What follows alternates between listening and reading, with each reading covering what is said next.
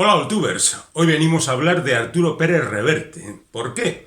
Pues entre otras cosas porque el vídeo que dedicamos a su última novela, Línea de Fuego, ha sido el más visionado en este canal, así que entiendo que es un personaje que escribe unas novelas que interesan a nuestra audiencia.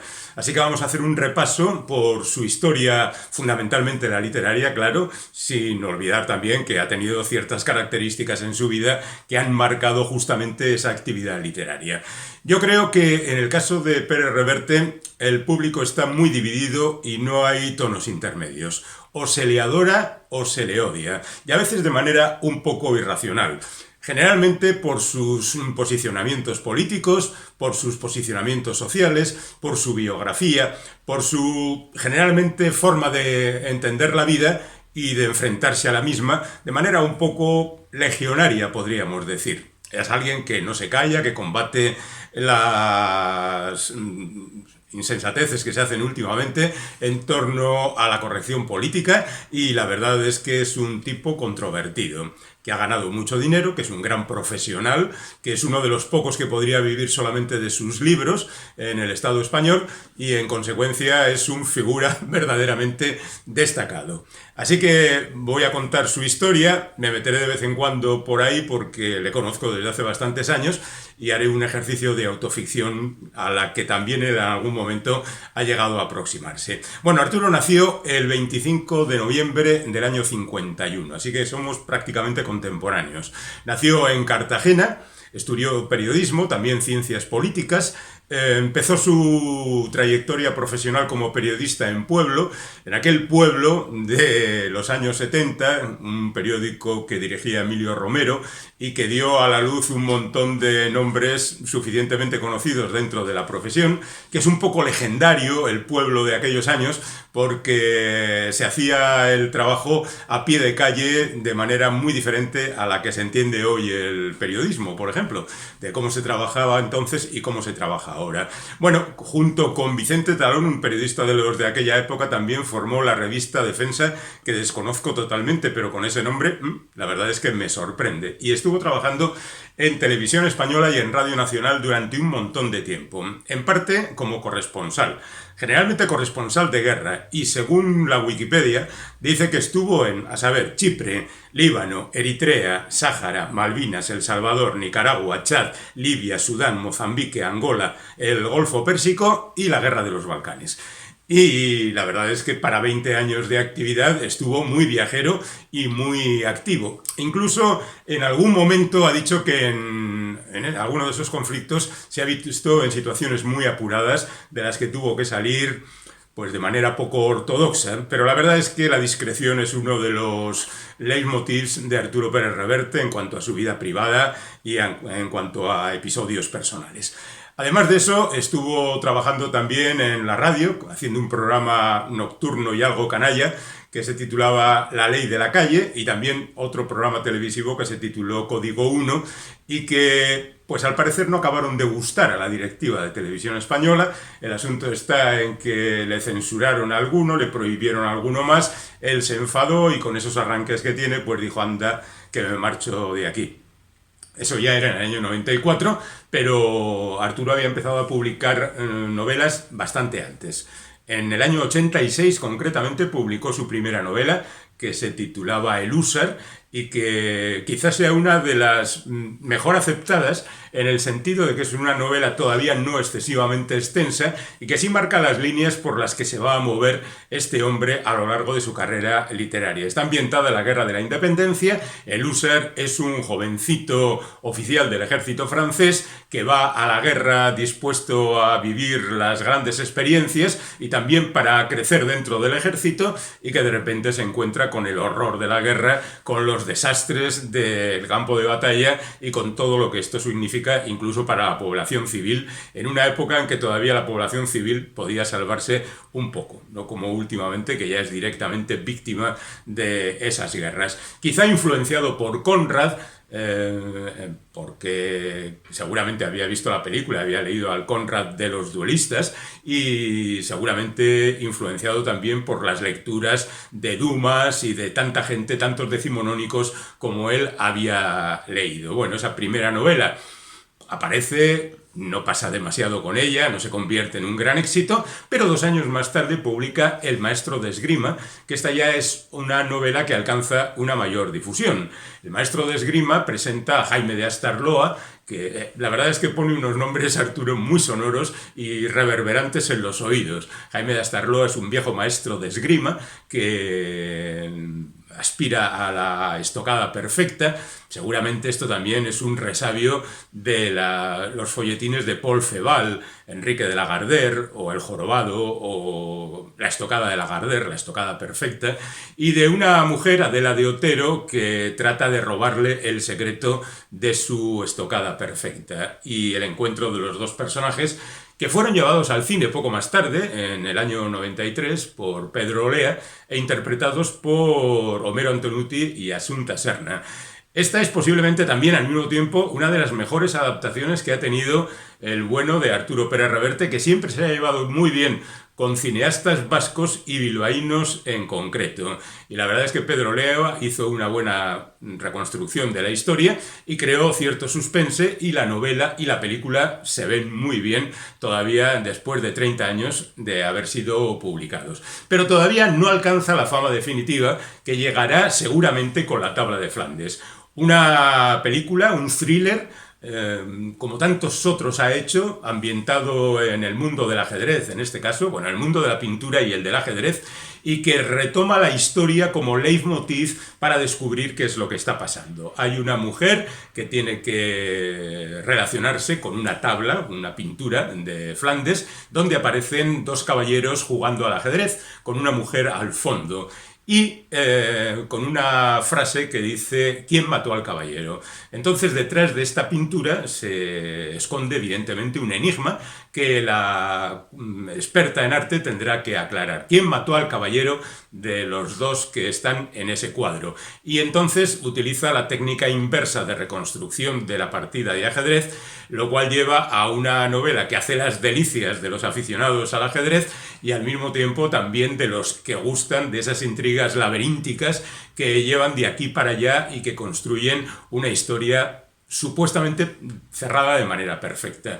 La novela está bien, es muy interesante, pero adolece ya de lo que habitualmente adolecen las novelas de Pérez Reverte. Y es que Pérez Reverte es un perfeccionista y tiende a reunir demasiado material. Se documenta exhaustivamente y luego no gestiona bien esa documentación.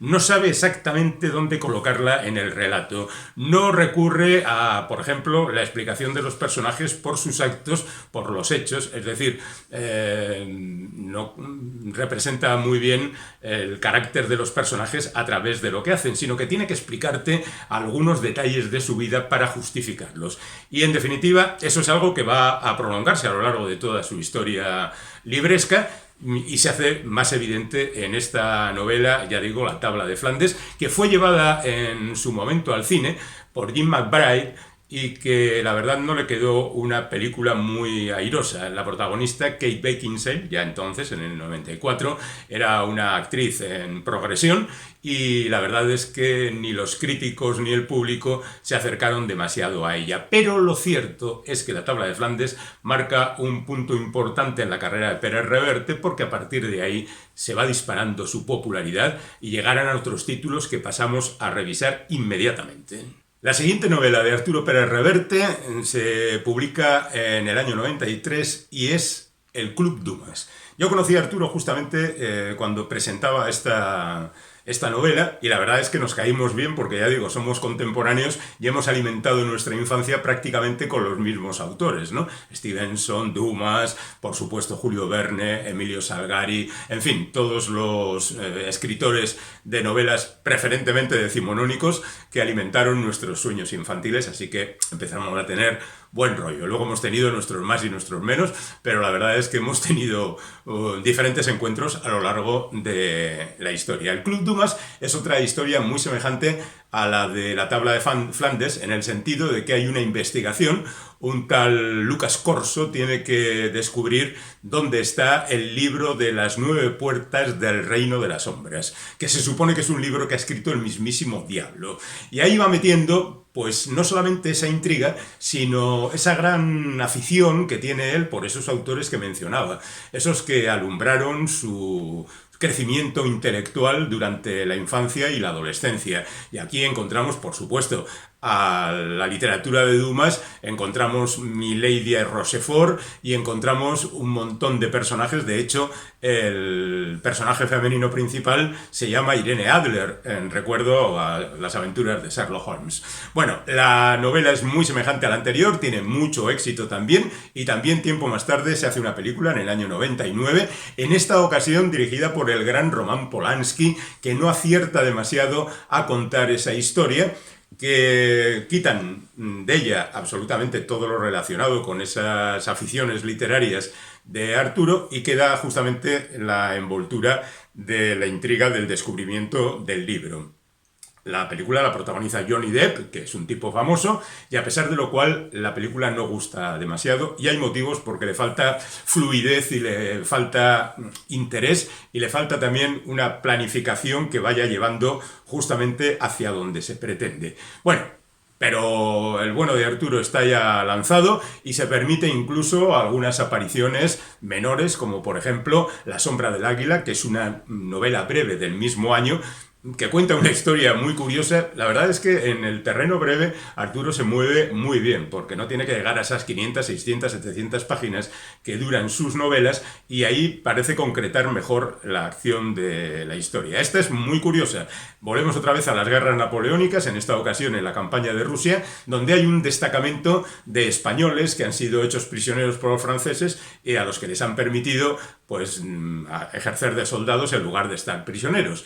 Y una especie de división azul de la época que se va a la campaña de Rusia, y en un momento determinado, en una batalla, viendo que las cosas van mal, estos deciden desertar y pasarse al bando ruso. Y entonces allí va toda la división española, y de repente Napoleón, al ver a los españoles avanzando, cree que es un ataque y dice, si estos lo hacen, el resto también, y manda el ataque y ganan a los rusos, gracias a ese equívoco del bueno de Napoleón. Es evidentemente una historia inventada, pero que, bueno, la historia se publica en El País, en el periódico El País, durante un verano, en una época en que en agosto acostumbraban a incluir novelas de diferentes autores. Sería el caso de Sin noticias de Gurb, de Eduardo Mendoza, por ejemplo, y de otras cosas. El propio Pérez Reverte publicará después, por ese método, algunas novelas cortas. La verdad es que en esta ocasión no hay adaptación al cine, pero sí adaptación al cómic. Rubén del Rincón hizo una adaptación al cómic que fue presentada primero a través de los diarios de Vocento y después recuperada en un álbum. Después llegará su libro. Digo libro porque novela no es exactamente. Hablo de Territorio Comanche, donde Arturo recupera sus experiencias en la guerra de Bosnia. Pero no solo esa, sino que en la historia, que se centra en un momento determinado de la guerra de los Balcanes, le permite al protagonista ir recordando otros conflictos donde se ha visto metido a lo largo de su carrera periodística. Y al mismo tiempo arremete contra algunas personas, y bueno, alaba a otras, con las que tuvo ocasión de rozarse durante esa guerra. Quizá el caso más estruendoso sea el de Ángela Rodicio, a la que él llama Niña Rodicio, y a la que pone pingando en ese libro, cosa que después será contestada por la propia Ángela Rodicio en otro libro, en la que llama a Arturo Turi por el Arturi Turi Turi Turi Turi, que es algo que se relaciona con él. En definitiva, una especie de venganza entre compañeros, donde hay otros elementos como Alfonso Rojo o Hermann Tertsch, que también están en ese conflicto y que son representados en este libro. También tiene película, que fue rodada tiempo más tarde por un cineasta, Herrero, que no es un buen productor, pero no es precisamente un buen director. En el vídeo que tenemos sobre las guerras la guerra de los Balcanes, hablamos un poco más ampliamente de esta adaptación cinematográfica. Y después, ya estamos en el año 95, el año 95 es importante para Arturo Pérez Reverte porque va a aparecer bastante material suyo. En principio, una novela titulada La piel del tambor, que es otra de esas intrigas, donde se mezcla el Vaticano y, en este caso, incluso hasta la informática. La cosa se relaciona con unos misteriosos crímenes en Sevilla. Allí es enviado alguien en quien el Papa confía para que solucione todo eso, y así se va descubriendo qué es lo que está ocurriendo allí. Esta novela, que coincide con las dos anteriores, La tabla de Flandes y el Club Dumas, en la intriga multifacética, pues también tiene mucho éxito, y en esta ocasión es llevada a la televisión, pero muchos años más tarde, con el título de Quart, que es el nombre del investigador protagonista. Tampoco la serie pasará a la historia, pero bueno, ahí queda como detalle el hecho de que se hizo en su momento. Se publica también un cuento, otro también recogido en parte por entregas, que se titula Un asunto de honor, que será llevado al cine con el título de Cachito y dirigida por otro cineasta bilbaíno, Enrique Urbizu, que es un experto en películas de acción con mucha tensión y demás. La historia es la de un camionero que un día acaba en un puticlub, allí conoce a María se esconde en la cabina del camionero, este se marcha, pero descubierta la dama es devuelta al proxeneta. Él descubre entonces que está leyendo La isla del tesoro y ella le decía que quería ver el mar, entonces él vuelve y se lía.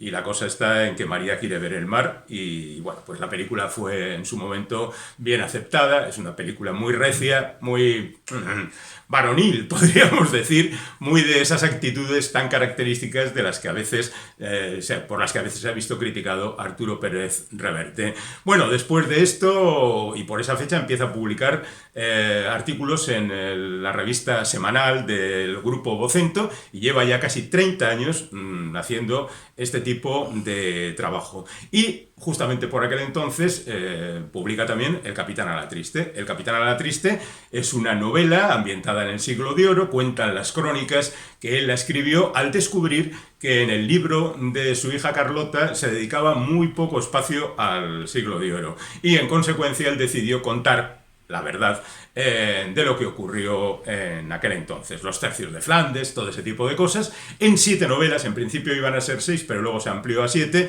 que eran El Capitán Alatriste, Limpieza de Sangre, El Sol de Breda, El Oro del Rey, El Caballero del Jubón Amarillo, Corsarios de Levante y El Puente de los Asesinos. Y esa serie duró hasta 2011. Las 3 primeras aparecieron casi seguidas, y bueno, pues ahí quedan esas aventuras que fueron llevadas al cine y a la televisión. En ocasiones reconozco que Arturo trata de dar una vuelta a su literatura. Por ejemplo, en El Sol de Breda, quizás sea casualidad, pero es así, los hechos violentos ocurren fuera de plano. Curiosamente, la violencia es anunciada, pero no mostrada. Quizá es que estaba un poco holgazán para representar batallas y peleas, o simplemente que en ese momento estaba muy ocupado en el tratamiento de la elipsis y llegaba el momento de la acción, lo saltaba, luego te contaba qué era lo que había ocurrido. En fin, detalles literarios que quizá el gran público tampoco aprecie, pero que para un autor siempre viene bien que alguien diga, eso está aquí. Bueno, ya digo que Alatriste fue llevado al cine y a la televisión. En principio, en el año 2006, se hizo una película, Alatriste, dirigida por Agustín Díaz Llanes, que había sido un guionista de fama y también director muy interesante, con películas como Nadie hablará de nosotras cuando hayamos muerto, y que se metió aquí en un fregado que superaba sus fuerzas y sus expectativas. La película es muy ambiciosa, pero se quedó un poco desilvanada porque en principio adoptaba argumentos de diferentes novelas, y eso creó un cierto mareo y nada de concreción. El protagonista era Viggo Mortensen, interpretando a este soldado profesional llamado Alatriste y Tenorio, Diego de Alatriste y Tenorio, y Unasugalde interpretaba a Íñigo Balboa, una especie de escudero que le había sido colocado por el padre de Íñigo Balboa en en una escaramuza bélica que habían tenido y en la que él murió. Entonces, la película fue maltratada, pero recaudó suficiente dinero, de manera que años más tarde se hizo una serie de televisión dirigida por Salvador Calvo y Enrique Urbizu, otra vez, el que había hecho Cachito, y que le permitió pues volver de nuevo a la actualidad, aunque en esta ocasión todavía fue más criticada. Aitor Luna interpretaba a La Triste y Marco Ruiz interpretaba a Íñigo. Las audiencias lo dicen todo. El primer capítulo tuvo un 13,4 de audiencia y el último un 5,4. En el intermedio, 11 capítulos donde poco a poco la audiencia iba desapareciendo y la serie fue poco vista por los aficionados.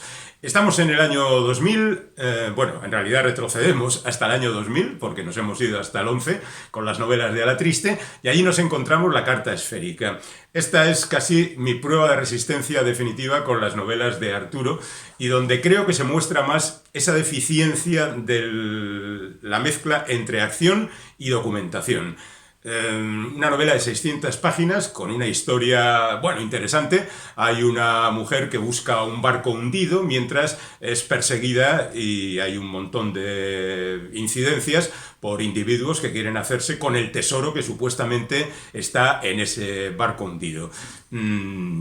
La verdad es que no pude llegar ni a la mitad de la novela porque continuamente la narración se veía lastrada por la afición que tiene Arturo, por ejemplo, a la navegación, algo que domina perfectamente y que al final le arrastra justamente a esas profundidades donde la narración se estanca. Es, por utilizar un término marinero, una narración absolutamente embarrancada continuamente y que no alcanza el final. No sé si la segunda mitad es mejor, pero la primera pudo conmigo. Se hizo una película, otro cineasta vasco, Imanol Uribe, en 2007, con Aitana Sánchez Gijón y Carmelo Gómez, que tampoco pasará a la historia. Y justamente en ese mismo año tiene un conflicto con la película Gitano, que él guioniza y que dirige Manuel Palacios. Otro autor, Antonio González Vigil, dice que le han plagiado su novela Corazones Púrpura.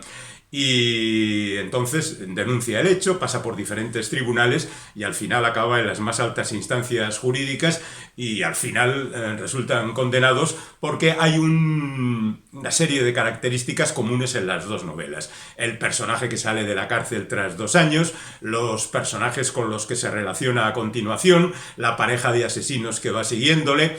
En definitiva, que hay demasiados puntos de coincidencia como para considerar que hay por lo menos una inspiración. La película, protagonizada por Joaquín Cortés y Leticia Casta, tampoco pasará a la historia y bueno, pues fue uno de esos momentos difíciles. Pero se recupera rápidamente porque en 2002 publica La Reina del Sur, esa novela donde cuenta el ascenso de Teresa Mendoza desde Sinaloa, donde nace, hasta que regresa allí después de haber pasado por España, el norte de África, de haber estado en la cárcel, de haber narcotraficado con todos los productos que tenía a su alcance. Dice Arturo que se inspiró para este personaje y para esta novela con los narcocorridos de los Tigres del Norte, que es uno de esos grupos que hacen narcocorridos en México. Y la verdad es que la novela le ha dado muchas satisfacciones porque revitalizó otra vez su figura como novelista y a pesar de lo cual su adaptación cinematográfica, televisiva tendríamos que decir, pues no tuvo la resonancia que Arturo cree que se merecía. No tanto porque no funcionara bien, porque tuvo bastante audiencia, sino porque la adaptación fue muy libre y poco convincente. Hace 6 años, una cadena estadounidense hizo una nueva versión, pero basándose más en la serie televisiva mexicana que en la propia novela de Pérez Reverte. No obstante, La Reina del Sur fue una novela que el bueno de Arturo se trabajó la promoción. Recuerdo que yo la presenté en su momento y ahí nos plantamos los dos con una botella de tequila y unos chupitos para hacer como que estábamos en una tasca de Sinaloa hablando de Teresa y de sus andanzas. Bueno, después de La Reina del Sur, el bueno de Pérez Reverte es contratado, digamos, de alguna manera para celebrar, para recordar la batalla de Trafalgar. Y en 2004, un año antes de que se cumpla el bicentenario de esta batalla, publica Cabo Trafalgar, que es una de esas novelas en las que se inventa, en este caso un barco y un montón de personajes, y los coloca en el centro de la batalla de Trafalgar, y coge detalles de unos, de otros, de aquel almirante, de aquel marinero y demás, y los va personalizando en los personajes que él crea. Es uno de esos momentos en que su afán de colocar documentación queda mejor, en el sentido de que, como es una obra prácticamente impresionista, hecha a pequeños brochazos, pues de repente aquí tenemos algo de acción y luego tenemos la documentación y parece que se disimula un poquito más. Lo mismo pasará dentro de 3 años, cuando haga Un día de furia, que es una novela que por el mismo sistema recrea el 2 de mayo de 1808 en Madrid, con la revuelta de los ciudadanos de Madrid contra el ejército francés. También va cogiendo personajes de aquí y de allá y de diferentes características y cuenta lo que fue aquella jornada. Bueno, mientras tanto ha sido aceptado, nombrado académico de la Real Academia Española, y ha publicado otro libro, El pintor de batallas, donde cuenta la historia de un fotógrafo que ha estado en muchos conflictos y que está construyendo un mural en una torre, pues representando las imágenes más características de lo que él ha vivido. Y entonces recibe la visita de un individuo que le dice que le va a matar, pero que él tiene que contarle la historia del mural. Y bueno, pues así se recoge la historia de este fotógrafo que ha pintado un mural, y se rinde una especie de homenaje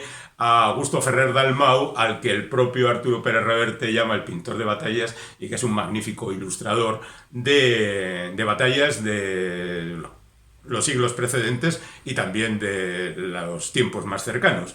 De hecho, Arturo Pérez Reverte dice que se quedó prendado de su imagen por una especie de ilustración de Rocroi, que es un momento en que los tercios de Flandes se enfrentan directamente a la muerte porque están superados en número alrededor.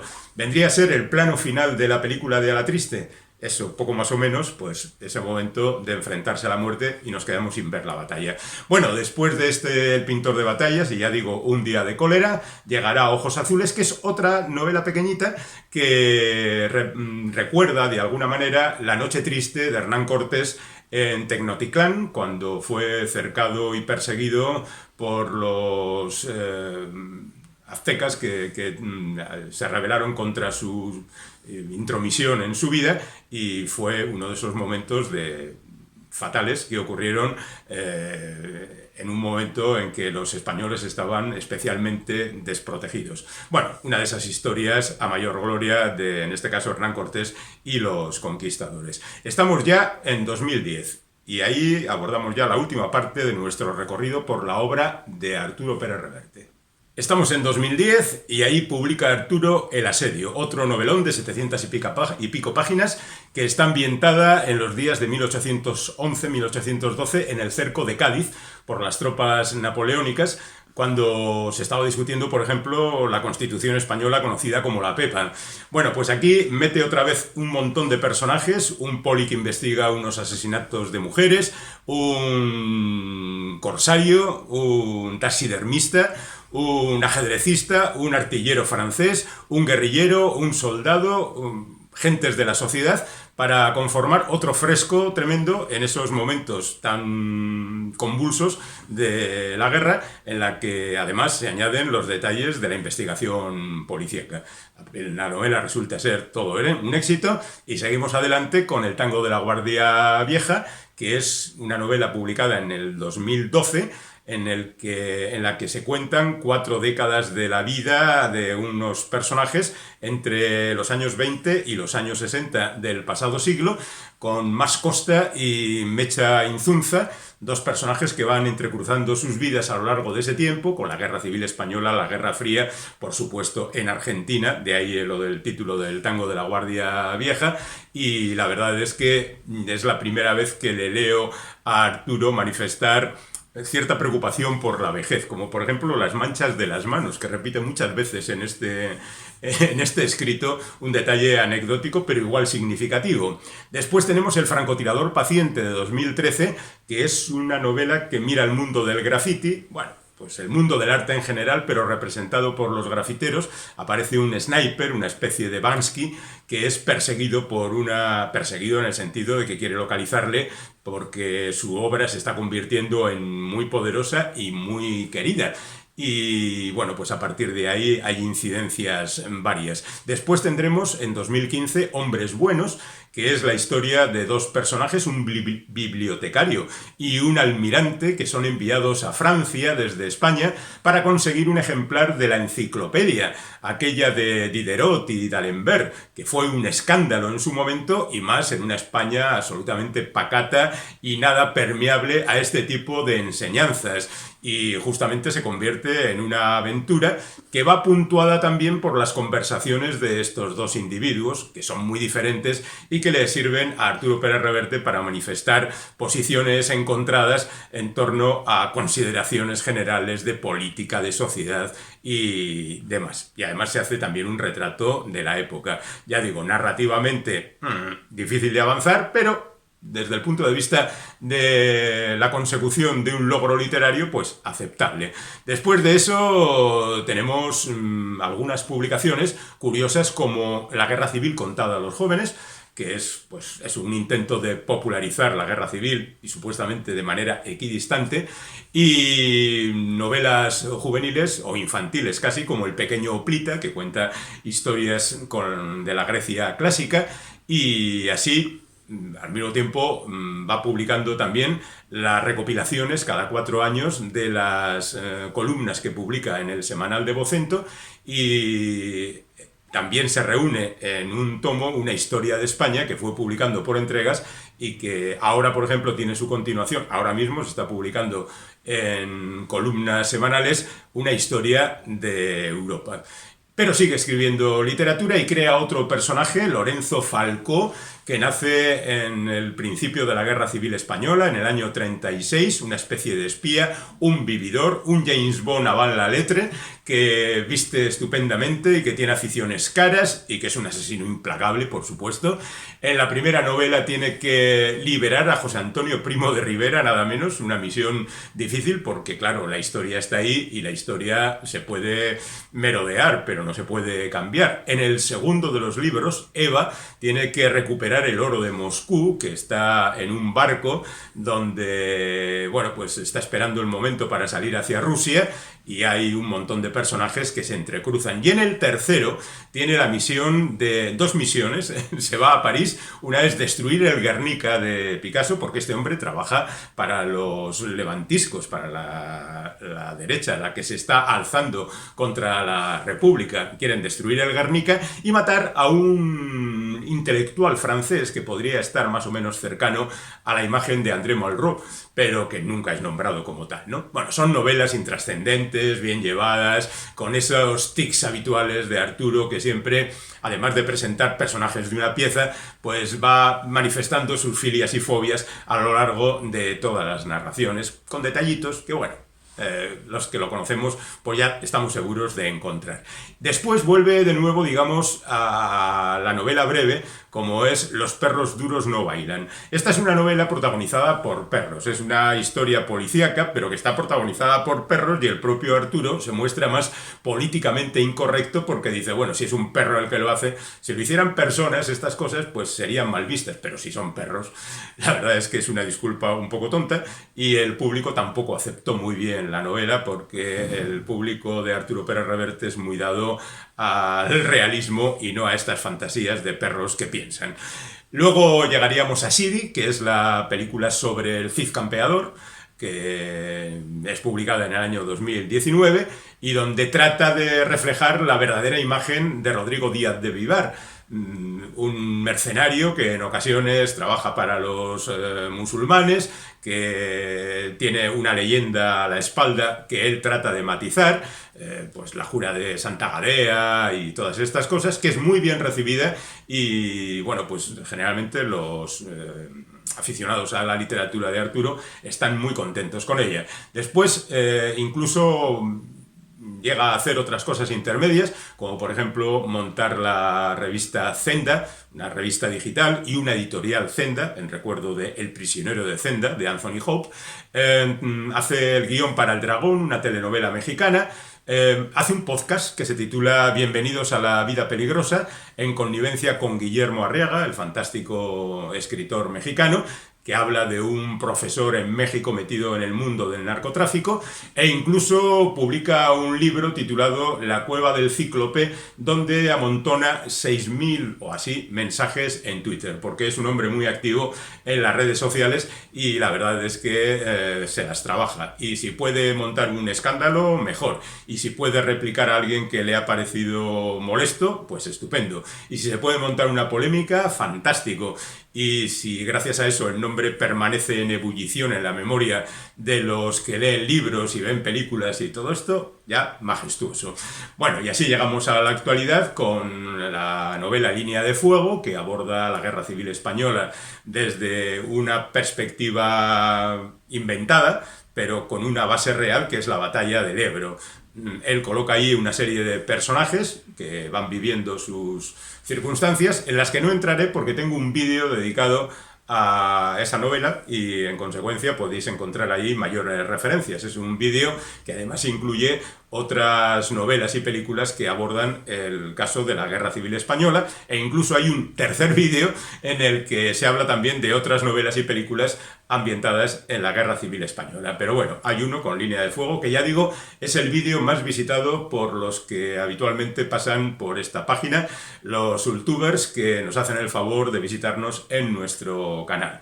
Así que este ha sido un breve e intenso repaso por la bibliografía de Arturo Pérez Reverte. Esperamos que los que no le aguantan lean alguna de sus novelas y los que le adoran acepten también algunas críticas acerca de su narrativa. Pero me temo que en estos tiempos de extremos esa cosa va a ser un poco difícil. Tenemos pensados más vídeos que poco a poco iremos publicando en este canal y os agradecemos como siempre que estéis con nosotros durante un rato. Hasta pronto.